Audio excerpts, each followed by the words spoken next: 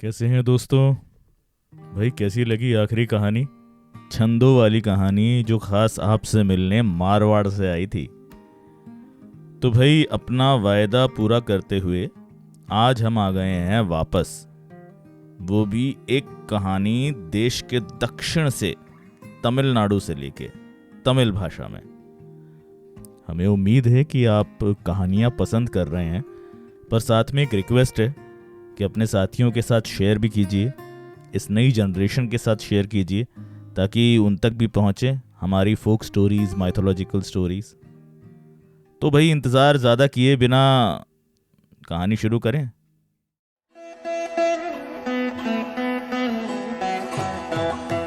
तो भाई ये बहुत पहले की बात है, बहुत ही ज़्यादा पहले की बात है कि ये जो विंध्याचल पर्वत है, जो कि अगर आप नहीं जानते तो हमारे देश के बिल्कुल मध्य में है, इसे बहुत घमंड हो गया कि भाई मैं तो मेरू पर्वत से भी ऊंचा बन सकता हूँ।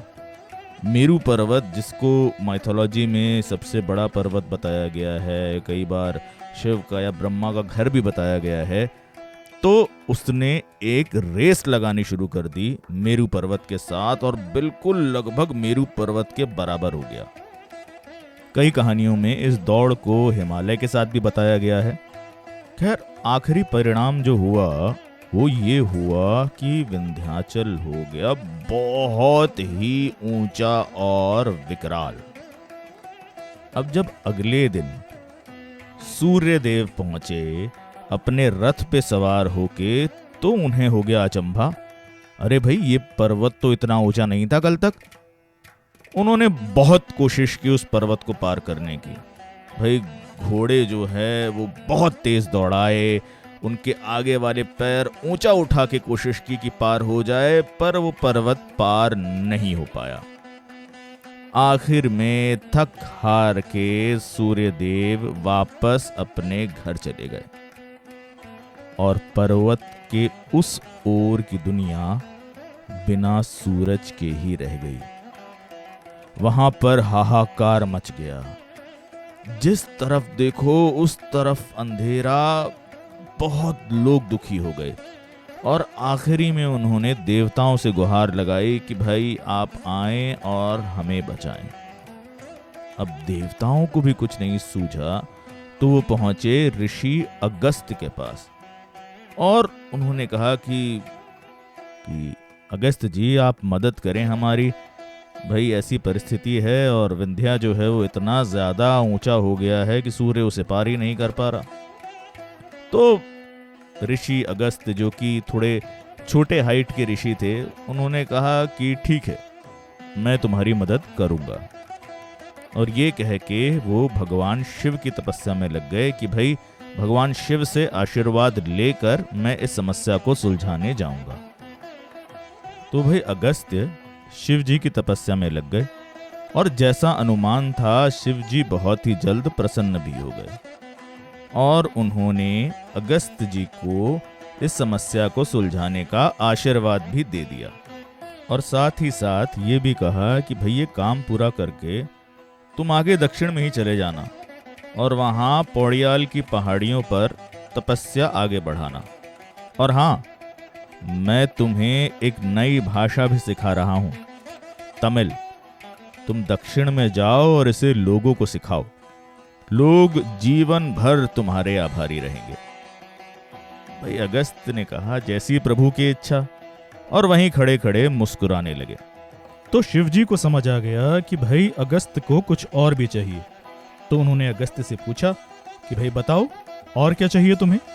तो अगस्त्य बोले कि भगवान मैं आराम से बैठ के तपस्या कर पाऊं, इसके लिए मुझे एक पानी का स्रोत चाहिए जो कि शुद्ध हो और कभी खत्म ना होने वाला हो। शिवजी ने कहा कि ठीक है और उन्होंने अपनी एक नदी को कहा कि भाई जाओ और ऋषि के कमंडल में बैठ जाओ और जब ऋषि बहने को कहें तो बहना और तुम वहां से 12 मासी नदी की तरह बहोगी। तो ये सुन के और शिवजी का आशीर्वाद लेके अगस्त्य चल पड़े दक्षिण की ओर। विंध्याचल तक पहुंचे। विंध्याचल ने भी ऋषि अगस्त्य की बहुत ख्याति सुनी हुई थी, तो उसने भी सोचा कि भाई ऋषि का तो आशीर्वाद लेना चाहिए, और ऋषि का आशीर्वाद लेने के लिए वो झुका। तो अगस्त्य बोले, ठीक है भाई, आशीर्वाद तो मैं जरूर दूंगा, मगर वापस आते हुए, और वो भी तब अगर तुम यूं ही झुके रहे। तो तब से लेके आज तक विंध्याचल वैसे ही झुका हुआ है, ऋषि अगस्त्य का इंतजार करते हुए। तो वही अगले दिन सूर्य देव आए और उन्होंने देखा कि विंध्या जो था, विंध्याचल, वो वापस अपनी पुरानी स्थिति में पहुंच गया है। फिर सूर्य ने विंध्या को पार किया, दूसरी तरफ की पृथ्वी को प्रकाशित किया, और सब लोग वापस खुश हो गए और ऋषि अगस्त्य की बहुत जय जयकार की। इसके बाद ऋषि अगस्त्य कोंगू नाडु यानी कि आज के कुर्ग में तपस्या करने के लिए आगे चले गए, जैसे कि भगवान शिव ने कहा था। तो भाई जब ये सब चल रहा था, उसी समय देवों के राजा, स्वर्ग के राजा इंद्र को एक राक्षस राजा ने हरा दिया और बहुत ही बेइज्जत करके स्वर्ग से निकाल दिया। अब इंद्र इंद्राणी यानी कि उनकी पत्नी के साथ शर्म के मारे कि भाई हार गए थे तो शर्म तो आई रही थी बहुत, जाके सीरकाजी जो कि तमिलनाडु के अंदर है वहीं जाकर छिप गए। और वहां पर पति पत्नी ने शिव जी की तपस्या शुरू की। अब शिवलिंग पे क्योंकि फूल भी चढ़ाने होते थे, तो इसीलिए इंद्र ने वहीं पे एक बहुत ही बेहतरीन सुगंधित फूलों का एक बागीचा बनाया। पर वो बागीचा ज्यादा दिन नहीं चला, मगर वो पेड़, वो पौधे, वो फूल बहुत ही जल्द मुरझाने लगे, क्योंकि भाई बारिश तो होती थी स्वर्ग से, और स्वर्ग था राक्षसों के चुंगल में। तो भाई इंद्र जो कि वैसे ही बहुत दुखी थे और ज्यादा दुखी हो गए। अब इसी समय नारद मुनि भटकते हुए नारायण नारायण गाते हुए इंद्र के पास पहुंचे, और उन्हें इंद्र की स्थिति देखकर बहुत ही ज्यादा दुख हुआ। तो उन्होंने बोला कि भाई देखो, जो मैं कहूंगा वो अगर तुम करोगे तो ये समस्या बहुत आसानी से सुलझ जाएगी। तो इंद्र ने कहा, हाँ भाई बताइए। तो नारद आगे बोले कि देखो, एक नदी है जो कि ऋषि अगस्त्य के कमंडल में सो रही है, जो कि इस वक्त कोंगू नाडु की साइया पहाड़ियों में तप कर रहे हैं। अब तुम कुछ भी करके उस नदी को यहाँ ले आओ और अपने दुख दर्द दूर भगाओ। अब इंद्र को पता था कि भाई ये नारद मुनि किस तरीके से दुनिया में मजे लेते फिरते हैं। तो इंद्र ने कहा कि भाई ये कैसा सुझाव दे रहे हो तुम, मुझे तो तुम मरवाओगे और ज्यादा दुखी करवाओगे। तो नारद बोले, भाई मैंने कब कहा कि आपको जाके नदी को चुरा कर लेके आना है, ये आप और मैं जैसे आम लोग नहीं कर सकते। आप ऐसा करिए, भगवान पिल्लैयार का ध्यान करें, वही आपकी मुश्किलें आसान करेंगे। दक्षिण में पिल्लैयार भगवान गणेश को कहा जाता है। तो उन्होंने भगवान गणेश का ध्यान किया, भगवान गणेश प्रकट हुए और इंद्र वहीं पर उनके सामने दंडवत हो गए, उनके तो पैर ही पकड़ लिए। तो गणेश जी खुश हो गए। तो उन्होंने कहा कि भाई बताओ क्या मांगते हो। तो उन्होंने बताया कि भाई ये समस्या है कि एक नदी है जो कि ऋषि अगस्त्य के कमंडल में सो रही है, और उसको यहाँ पर लेके आना है, और वो आप ही कर सकते हैं।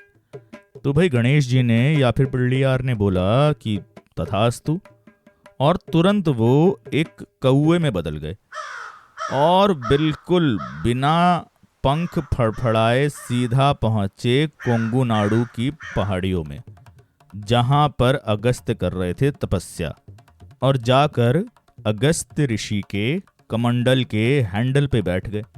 अब ऋषि परेशान हो गए कि भैया कौवा कहाँ से आ गया, और हाथ हिला हिला के कौवे को वहां से उड़ाने लगे, भगाने लगे। अब मौके का गणेश जी ने फायदा उठाया और वो कमंडल गिरा दिया। अब वहां से वो नदी बह निकली। अब भाई ऋषि ने तो इतना तप करके उस नदी को अर्जित किया था। ऋषि को आया बहुत ज्यादा गुस्सा, और गुस्से में पागल होके वो कौवे के पीछे भागने लगे, और आखिरकार उन्होंने कौवा पकड़ लिया और पकड़ के उसकी पिटाई करने ही वाले थे कि वो कौआ बन गया भगवान गणेश या फिर भगवान पल्लियार। अब ऋषि ने देखा और अपना माथा पीटने लग गए। उन्होंने कहा, हे भगवान, क्या गलती हो गई मुझसे? ये देख के गणेश जी हंसे और उन्होंने ऋषि को आशीर्वाद दिया और वहां से चले गए। तो भाई यही नदी जो ऋषि के कमंडल से निकली थी, इसे काकाविरी कहा गया। काका यानी कौआ या क्रो, और विरी मतलब बहाव या फिर फ्लो, और आज इसे कहा जाता है कावेरी नदी।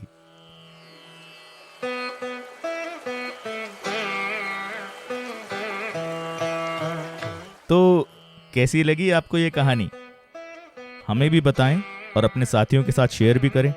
और पॉडकास्ट तो आप फॉलो कर ही रहे होंगे, राइट? तो भाई ये थी आज की कहानी।